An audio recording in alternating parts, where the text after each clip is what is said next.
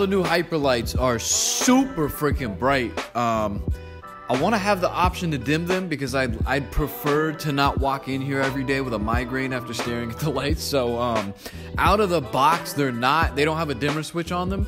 But me and my pops did some research and we found this remote controlled dimmer made by Kobe Electric. I'll leave a link below. And it's controlled by the same application that I use to control the lights in my showroom. And yeah, you just hardwire them in up top, daisy chain them all together, and you can dim them, turn them off, everything right from the app. I don't have to add another dimmer switch on the wall or anything. So in order to do that, I need to splice into the harnesses right now while they're on the bench because it'll be a little bit easier than when they're up on the ceiling. So I'm going to do that now, and then once that's finished, we can get started, bro. I'm so excited. Let's go.